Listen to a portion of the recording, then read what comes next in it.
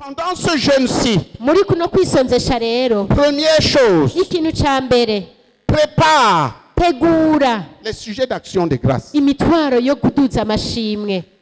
Qu'est-ce que Dieu a fait? Mbega Imana yakoze iki? Qu'est-ce que Dieu, depuis que tu es là, Dieu a déjà réalisé quoi? kuvuza ushika ngaha mbega Imana yamaze gushitsa iki? Certains d'entre nous habitaient dans le Ntahangwa. Bamwe muri twebwe baba muri Ntahangwa. Je connais un frère qui était un garçon de la rue qui dormait dans le Ntahangwa ici. Ndazi umwana wo mwibabara yahora aryama hariya mu Ntahangwa. Il est maintenant propriétaire et vendeur de pneus. Applaudissons pour Ariko Jésus. ubu afise amabisi n'amatongo menshi. Parce qu'il Komera a amashyi. réellement cru. Il a réellement cru. By'ukuri yarizeye. Écoutez, il a appliqué. Hanyuma ivyo yatabishira mu ngiro. Applaudissons pour Jésus. Nimukomera amashyi Mwami Il Yesu. n'est pas seul. Siwe wenyene. Mon serviteur là qui est ici, Uyu mukozi wanje ari ngaha il était de ce groupe. nawe yari muri uwo mugwi. Lève-toi pour qu'on applaudisse. Haguruka bakomera Umwami Yesu amashyi. C'est ça. Il a saisi son objectif. Yaracakiye intumbero ziwe. Si vous voyez que je porte les habits qui sont lavés ou repassés, c'est lui. Nimba mubona nambaye impuzu zimeze neza niwe azigorora niwe azimesuza. Il ne demande rien à personne. Ntaco nsaba umuntu n'umwe. Alléluia. Amen. Et c'est un de mes donateurs pour l'évangile. Ni umwe mu batangira ubutumwa bwiza. Applaudissons pour Jésus de Nazareth. Nimukomere amashyi Umwami Yesu Nazareti. Donc c'est ça. Rero nivyo Dieu veut faire des choses. Imana irashaka gukora ibintu. La première chose, Ikintu ca mbere reconnais ce qu'il a fait. emera ubona ivyo yakoze. J'étais là le dimanche passé. Nari hariya ku munsi w'Imana uheze J'ai regardé la fenêtre. ndaheze ndaraba mu idirisha Il n'y avait plus de place ici devant. ndabona aho imbere ko ata kibanza kikihari. Il y a des voitures qui restaient comme ça, d'autres voitures qui Hari restaient comme ça. imodoka zaba zihagaze gutya izindi zihagaze gutya izindi zihagaze gutya. Applaudissons pour Jésus. Komera amashyi Umwami Yesu. Plusieurs d'entre nous savent d'où nous venons. Abenshi ngaha murazi iyo tuva Il n'y avait pas le vélo. nta n'ikinga twaba dufise. Dis à ton voisin, il n'y avait pas le vélo, frère. Gira uwo mwicaranye terega mwene data nta n'ikinga twaba dufise. Qui a remercié le Seigneur pour toutes ces voitures qui sont là. None nindashimiye Imana kubw'iyo miduga yose mubona ibihagaze ngaha imbere. Tu prends des bergers que tu as pris.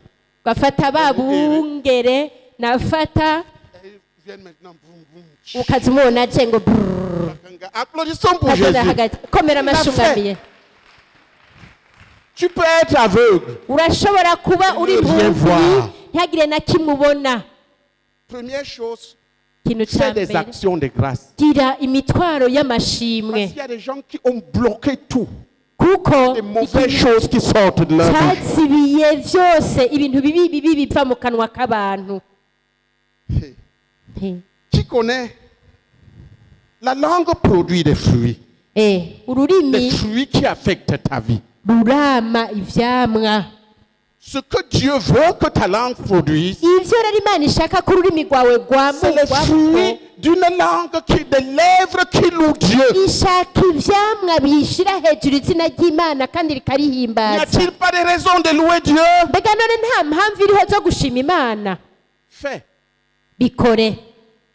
À partir de demain, tu commences. Guhera ejo utangure. 1. Action de grâce. Ubwa mbere amashimwe. Voilà comment nous prenons le jeûne. Nuko niko tugira dutangura ukwisonzesha. Pour toi, Ku bwawe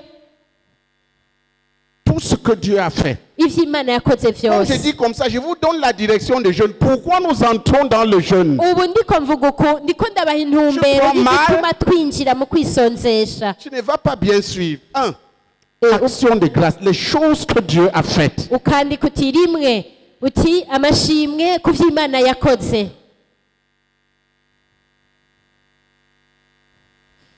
Je vois que la nouvelle génération a besoin d'entrer dans la CMC. Personne n'écrit rien. Nabonye ko urunganwe rushasha bigoye ko binjira muri semseyi nta n'umwe ariko arandika bose ngira bafise inyabwonko. Parce que c'est ce que tu vas aller faire. Venir à l'église n'est pas juste écouter des choses et oublier après. Non. Ivyo ugomba gukora si ukuza mw'ishengero umeze gutya gusa, oya utegerezwa kwandika.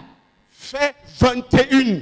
Uzugire imitwaro 21. Minimum 7. N'imiburiburi ugize mike indwi. Seigneur, merci pour ceci. Timwami ndagushimiye kuri kino kintu. Oui. Eh. Est-ce que Dieu a fait quelque chose? Hari ikintu Imana yagukoreye? Est-ce que Dieu a fait quelque chose? Hari ikintu Imana yagukoreye? Qu'est-ce qu'il a fait? Yagukoreye. Tu peux le remercier. J'avais beaucoup de maladies. Il avait beaucoup de maladies et c'est vrai. Indwara nyinshi kandi nivyo. Applaudissons pour Jésus. Komera amashi Yesu. Note, parce que si tu es ingrat, Uvyandike kuri ntashima. tu fermes les voies.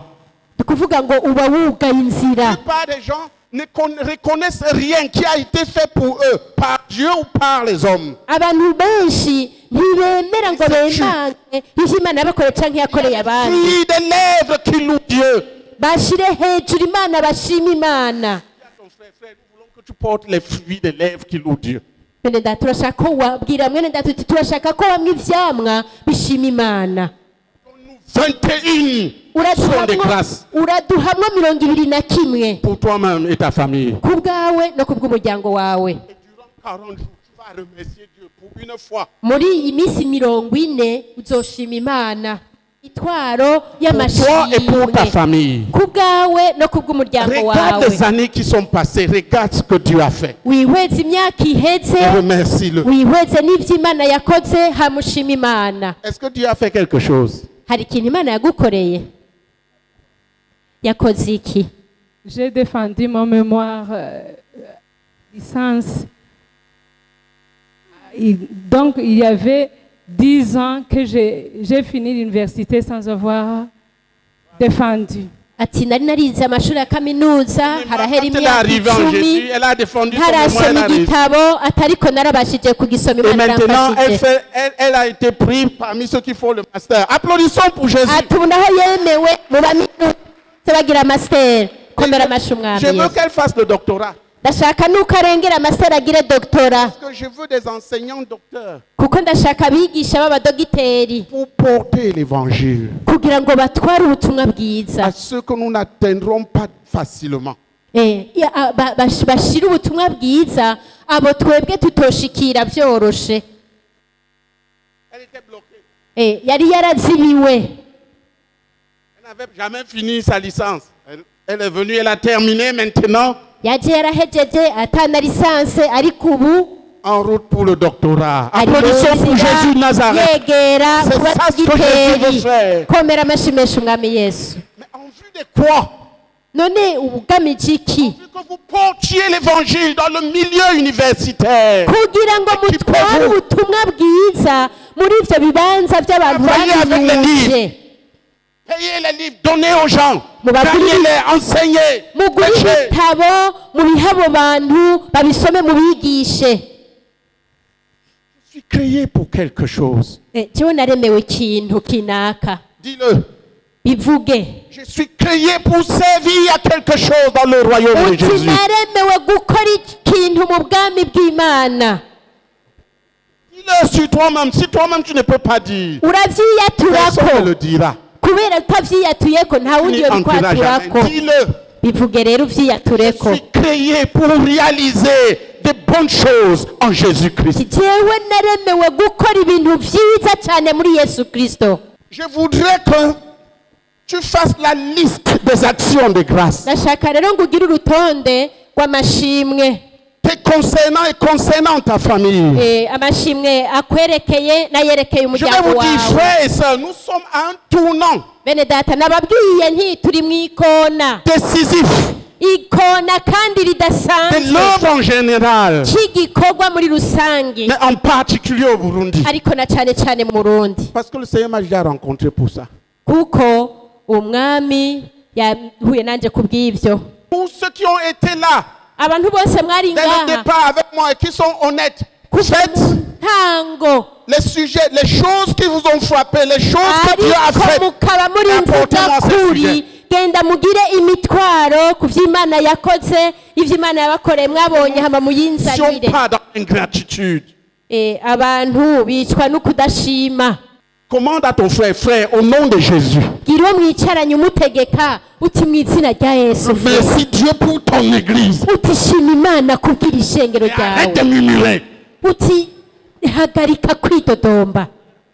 21, Imitwaro 21 7 à 21, sujet d'action de grâce pour ton église. imitwaro iri hagati y'indwi Pour le privilège d'y appartenir. gushika ku 21 y'amashimwe ku Mana kubw'ishengero ryawe no kubwo igikorwa c'Imana. Fais 7 sujets d'action de grâce. Imitwaro indwi Pour ton père dans la chair, pour ton père spirituel, pour ton dirigeant. ku bwa papa wawe yakuvyaye mu buryo bw'impwemu no kubw'umurongozi Oh, de wawe. l'ingratitude. Pour ton père, non. J'ai déjà dit pour toi et ta famille. Namaze kuvuga ko uzohera Ta kuri famille, là, c'est wewe toi, c'est ta kubw'umuryango femme, c'est wawe ton mari, kubw'umukenyezi c'est tes wawe enfants, kubw'umugabo wawe kubw'abana bawe ce qui se imitwaro passe. indwi. Ensuite, pour tes parents, dans la chair, tes parents kubw'abavyeyi bawe spirituels. mu mubiri abavyeyi bawe mu buryo bw'impwemu. Et si Dieu pour tes parents spirituels. Shima Imana no ku bavyeyi bawe mu buryo bw'impwemu. Actions de grâce, des actions de grâce, des actions de grâce. Merci Amashimwe. Dieu. Sois reconnaissant. Ubu umuntu Remercie yuzuye Dieu. Remercie les gushima hommes. ushimira Imana ushimira abantu. Brise le joug de l'ingratitude. Canja iyo ngogo yo kudashima Remercie le même. unayishimire Les bonnes œuvres qu'il a préparées pour que tu fasses en vue de l'accomplissement du but qu'il nous a donné. no ku bikorwa Elle vyiza d'ici. vyiza yamaze gutegura kugira ngo uzobikore kubw'intumbero yashize Remercie-le pour ce qui a déjà été fait. yashize imbere yacu. Ushima Imana ku vyamaze gushikwako, Pour des semblables que tu as produits. ushima Imana no kubisa navyo umaze kwama, Pour ce que tu as communiqué aux autres. no ku vyo wamaze kumenyesha Ainsi de abandi n'ibindi Pour n'ibindi, l'œuvre qu'il t'a confiée. no kubw'igikorwa Imana yakujeje Ça, ku c'est la giti première cyawe. partie. Ico ni igice La ca mbere. deuxième chose. Ikintu ca kabiri, Le problème de tout homme est premièrement de ne pas connaître ingorane ya mbere ce vers y'umuntu quoi Dieu le conduit. ni cyo kutamenya aho Imana iriko iramuyoborera.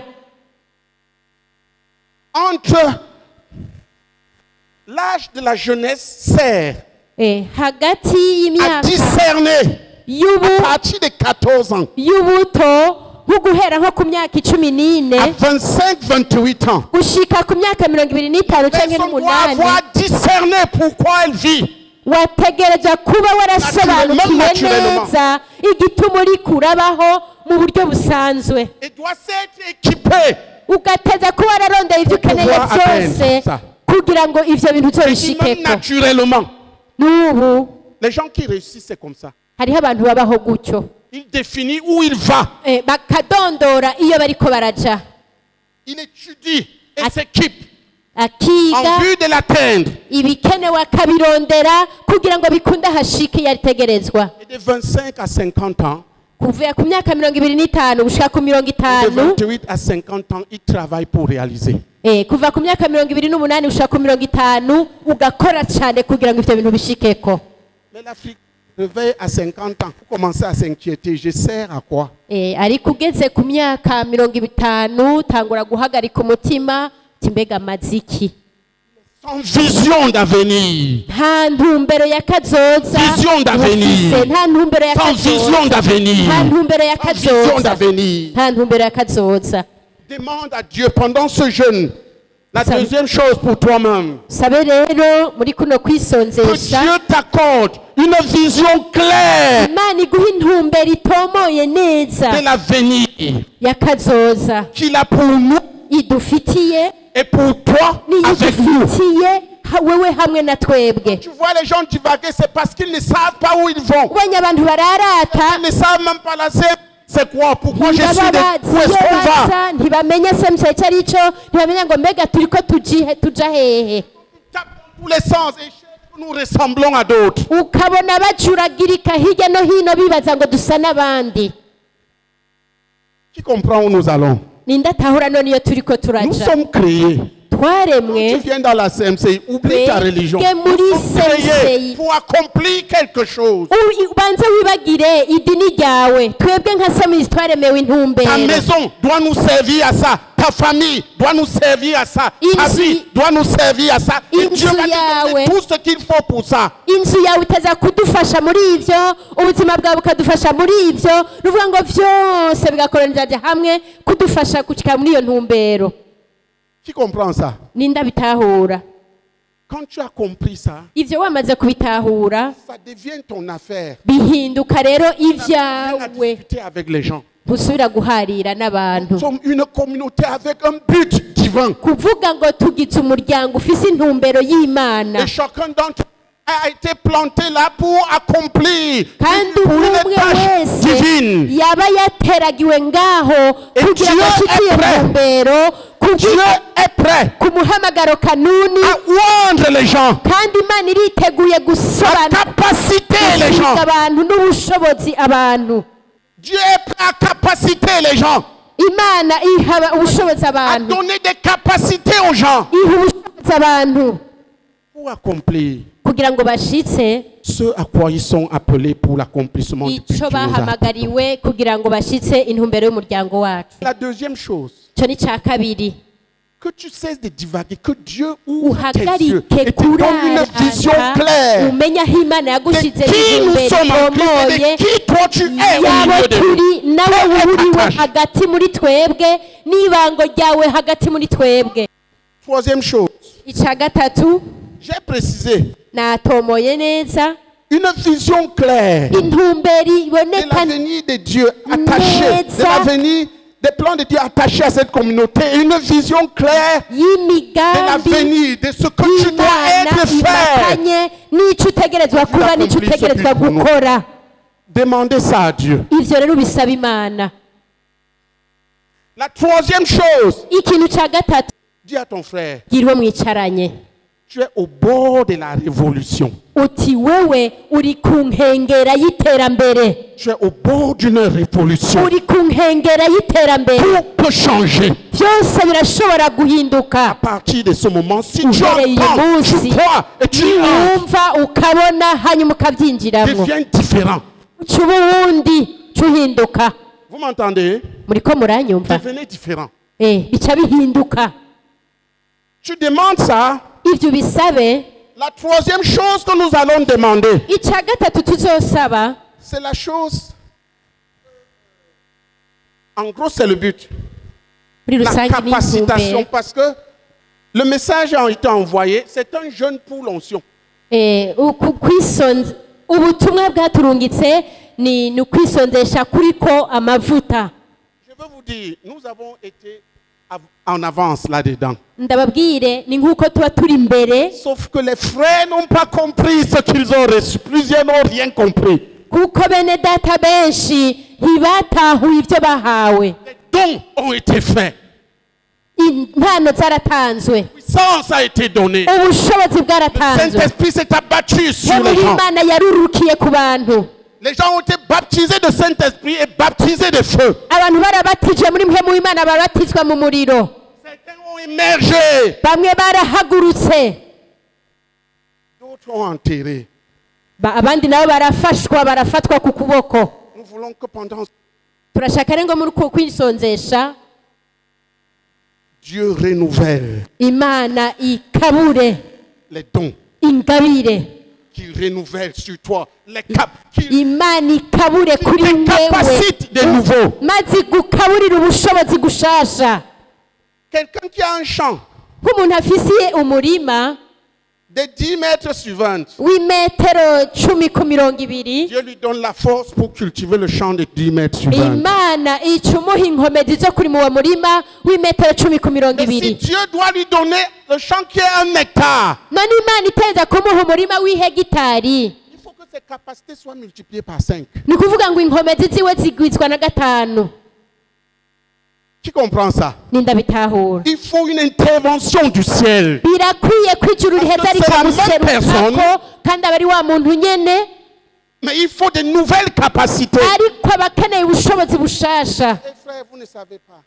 Kubona mutabizi, Ça peut coûter très cher. bica bibazimba bibasaba byinshi. Ok, je veux vous dire Reka rero ndababwire que le prix est payé pour que vous ayez ces dons.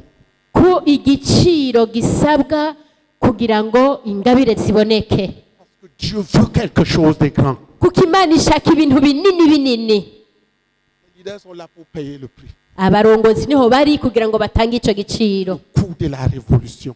Kuvuga ngo igiguzi c'impinduka. Il n'y a pas de percée sans croix. Nta kugera kure atakwizera. Maintenant, entre dedans. Ubu rero nawe injiramwo. Dis à ton frère, Gira uwo mwicaranye. Dieu veut te donner des capacités. Imana irashaka kuguha ubushobozi. Des capacités surnaturelles pour faire ce qu'il veut que tu fasses. Ubushobozi butamenyerewe kugira ngo ukore ivyo Imana ishaka gukora. Voilà la troisième chose que nous demandons pendant ce jeûne. Nico kintu ca gatatu Imana ishaka ko dusaba muri kuno kwisonzesha. Évangélistes, Abavuga capacité dans une nouvelle. barong batunga ubushobozi n'amavuta mashasha. Que ceux qui allumaient une maison déstabilisent maintenant des quartiers. Uwahora adomeka nk'umuryango umwe adomeke nk'ikaritsiye yose. Qui comprend ça? Ninde ariko arabitahura? Pose-toi une question. Niwibaze nk'ikibazo. Si le frère René vient dans ton quartier Ntamwe mwene data Rene ashitse mu ikaritsiye iwawe pour gagner les âmes kugira ngo munyage imitima et planter l'église là-bas, mushingeho ishengero, qu'est-ce qui va se passer? mbegaho vyogenda gute? Toi, tu es évangéliste. Wewe uri umuvugabutumwa. La différence, c'est une différence de capacité reçue. Ubusumbasumbane buva ku bushobozi bwatanzwe. Les dons sont les capacités célestes Ingabire n'ubushobozi bwo mwijuru imparties aux enfants de Dieu buhabwa abana b'Imana pour accomplir kugira ngo bashitse bonnes œuvres ibikorwa vyiza pour lesquelles Dieu les a appelés. ivyo Imana yabahamagariye. Les dons. Ingabire. C'est pour ça que dans la Bible, les disciples devaient attendre que le Saint-Esprit descende avant d'aller servir. Gituma muri Bibiliya avuga yuko abigishwa bategeza kurindira ko mpemu Imana yururuka mbere yuko bagenda gukora. Nous ne voulons pas des gens qui servent dans la chair. Ntidushaka abantu bakora mu mubiri. Dis à ton frère, nous ne voulons pas que tu serves dans la chair. Gira uwo mwicaranye tumene data ntidushaka ko ukora mu mubiri. Dis-le. Bimubarire. Les gens qui disent qu'ils ont les dons des exhortations là. Abantu bari ngaha abantu bafise On vous a donné une impano chambre de prière. yo kuremesha no gukomeza abantu bahaye Aidez-nous à croire Dieu.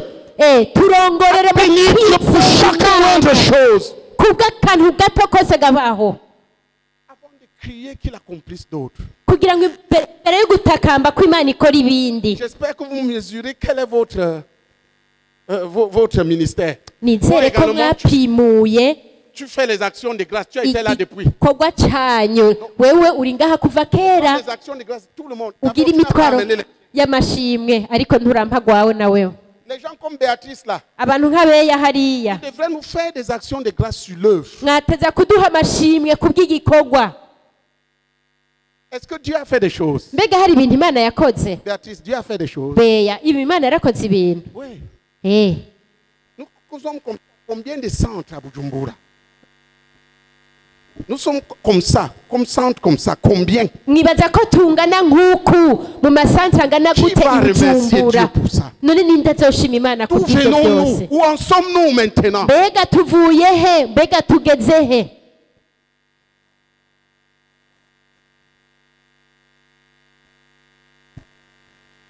Alléluia.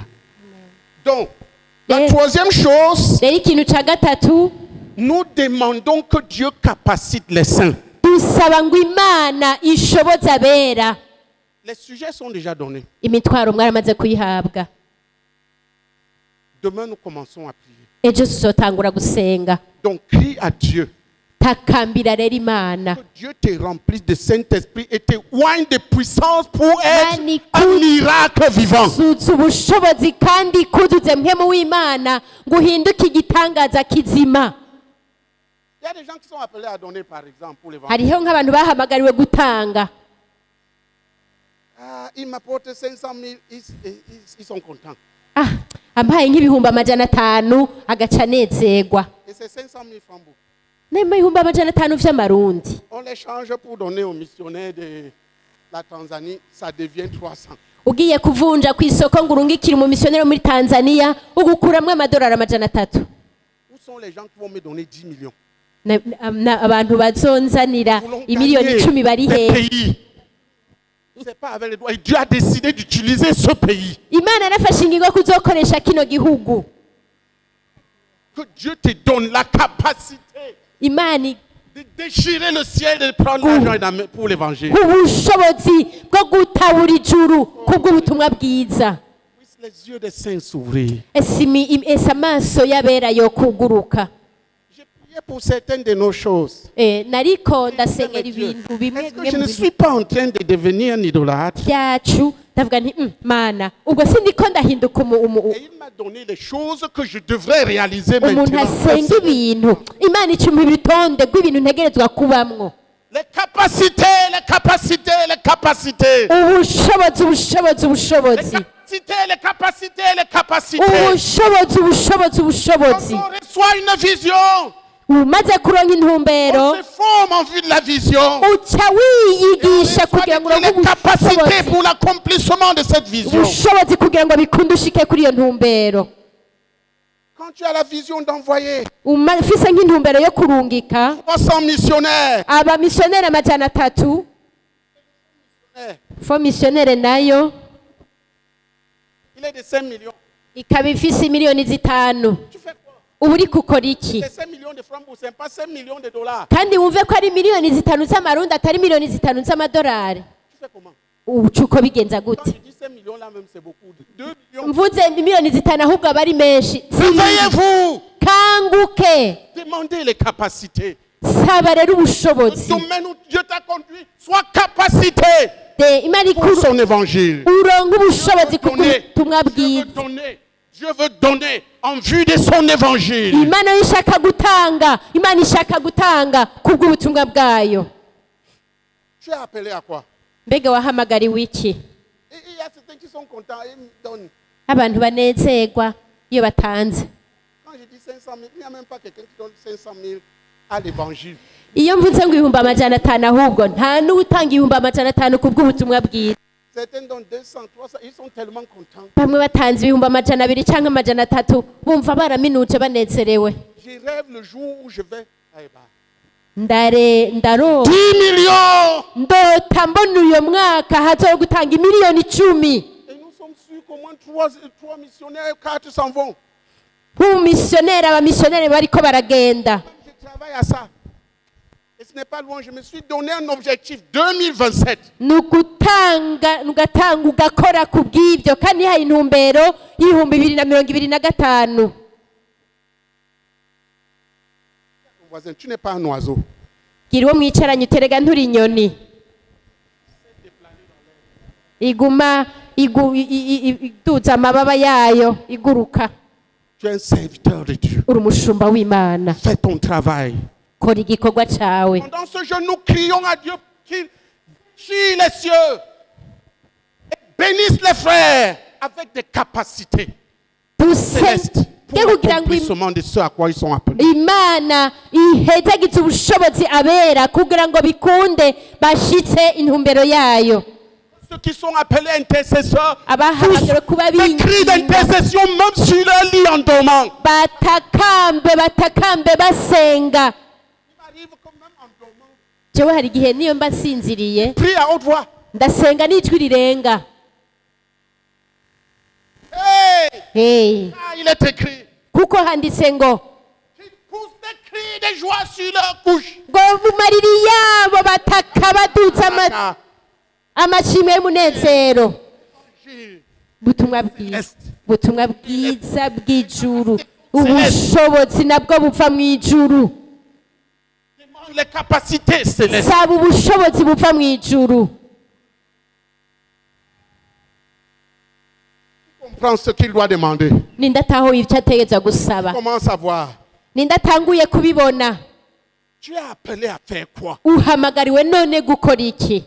Est-ce que tes capacités Si tu as déjà reçu quelques capacités, c'est bon. Nimba Mais sache waramaze que Dieu a kuronka encore beaucoup en stock. igice cy'ubushobozi kanaka nturabandanya kuko mu bubiko hari ubundi bushobozi bwinshi. Tu reçois des capacités, tu avances avec. Tu arrives à un niveau, tu vois que ça stagne. Uronse ubushobozi ugatera intambwe gatonyi ugaca uhagara ukabona umengo birahagaze. Tu dois à nouveau aller devant Dieu, recevoir de nouvelles capacités. Wategereza guca ugaruka imbere y'Imana kugira ngo uhabwe ubundi Une bushobozi, gloire plus grande. kugira ngo uronke uburengeye aho. Je vais toucher juste les 3 points. Nshaka kuvuga kuri ivyo bintu bitatu. Grandes capacités, des grandes capacités que Dieu a données. Ubushobozi bukomakomeye kandi bunini Imana yatanze. Dieu voulait bâtir le temple de Jérusalem. Imana yashaka kubaka urusengero rw'i Yerusalemu. Et il donna de l'argent à David. Mazitanga amafaranga, inzahabu, Toutes sortes de pierres précieuses. byose na twa tubuye twose tw'utubuyenge, Du fer. ivyuma, Et il donna de l'argent, du fer, des bronzes, toutes sortes de métaux. tanga ifeza, ivyuma, inzahabu. Chaque dirigeant apporta. Umurongozi wese arazana, Et il donna au peuple. bazibaha abantu. On s'est mis à porter de l'or et l'argent. N'ubwoko bwabwo buzana ifeza n'inzahabu. Tellement qu'on dut supplier le peuple d'arrêter d'apporter. Biraza bigwiriye gushikaho binginze ubwoko bwati Applaudissons. geza ngaho byakwiye.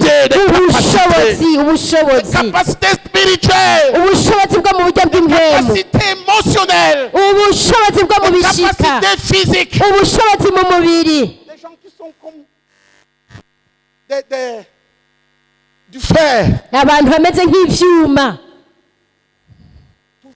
Courir, bama bariko bariruka fatigué. ntibaruhe, La maladie ne le connaît pas. indwara ntizibamenya. Du fer, des capacités extraordinaires. ivyuma ubushobozi butamenyerewe. Qui comprend? Ninde ariko Tous aratahura les domaines.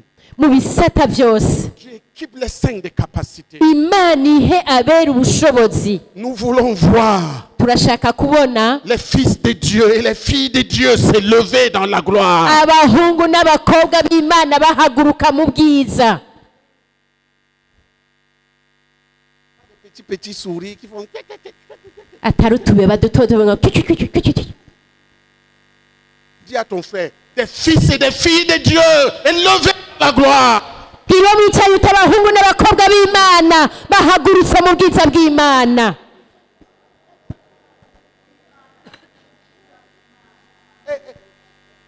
Construis une maison où il y aura une assemblée.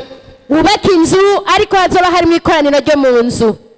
Locataire, c'est jusqu'à quelle année? Mbega uzopanga upange gushika ryari? Des maisons sûres ou avec des assemblées sûres qui démarrent. Ngubaka inzu udakekeranya Capacite les saints, qu'il capacite les saints. ariko izoba iri mu ikoraniro ryo mu nzu.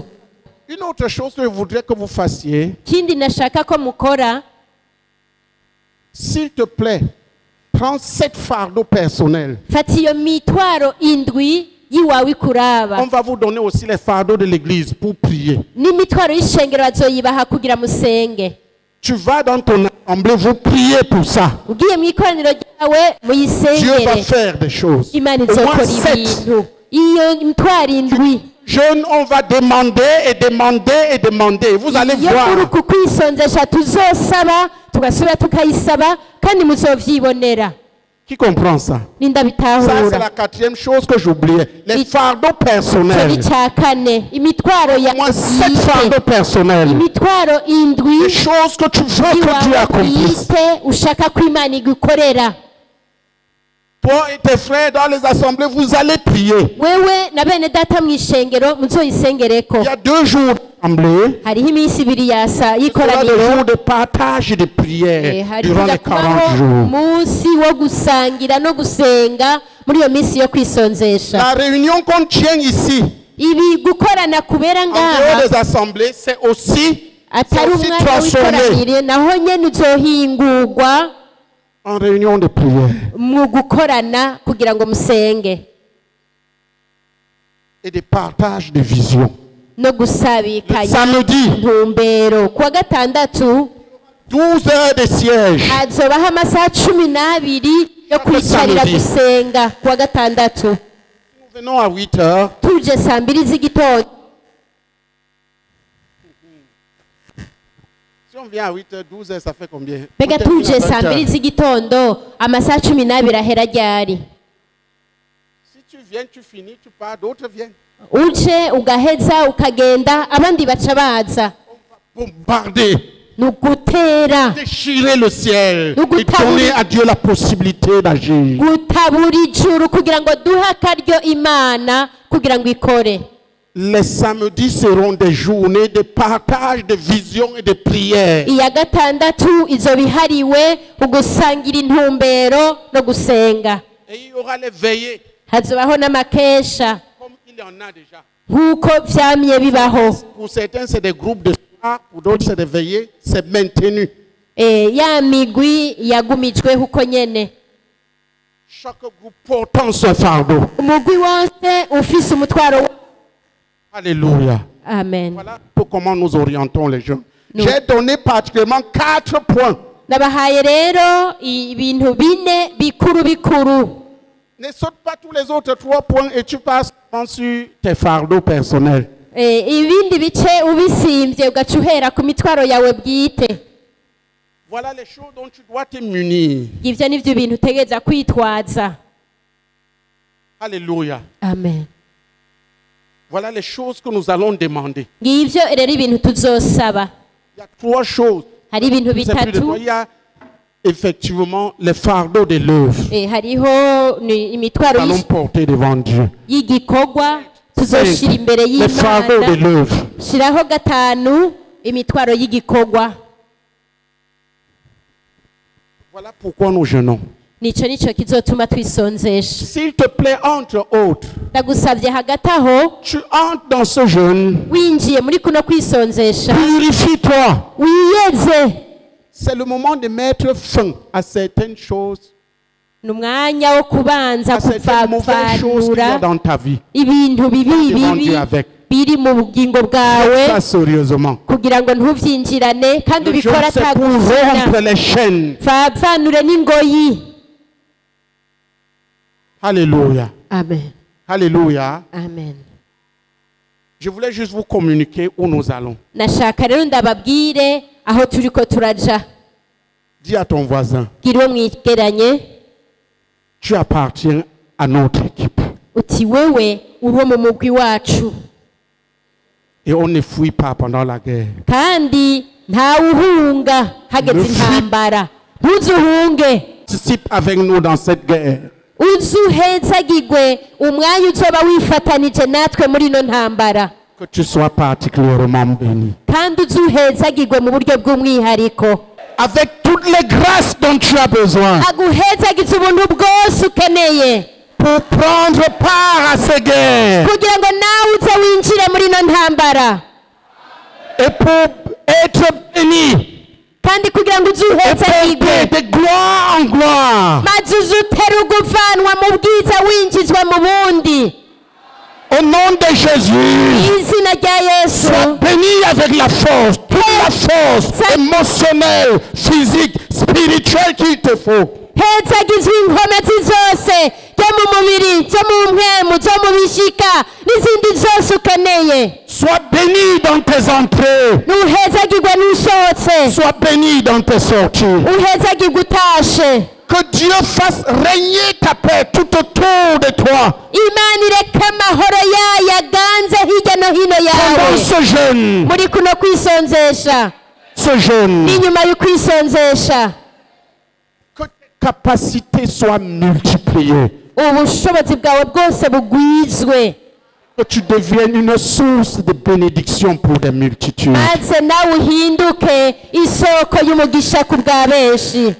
Sois un bon au nom de Jésus. ube mu magara meza mu izina rya Yesu. Si tu te sens mal, nimba wumva ubabara et où que soit cette maladie, kandi ububabare bwose aho bwoba buri au nom de Jésus, izina rya Yesu guéris, kira guéris, kira guéris, kira guéris, kira guéris, kira guéris, kira guéris, kira guéris, kira guéris. kira. Que tu cherches la douleur à partir de ce moment. uhereye uburondera ubwo bubabare bwose wari wumva que tu ne la trouves plus. kandi ntusubire kubwumva Dans le ukundi puissant nom de Jésus, ubushobozi bwa yesu nous détruisons toute oppression.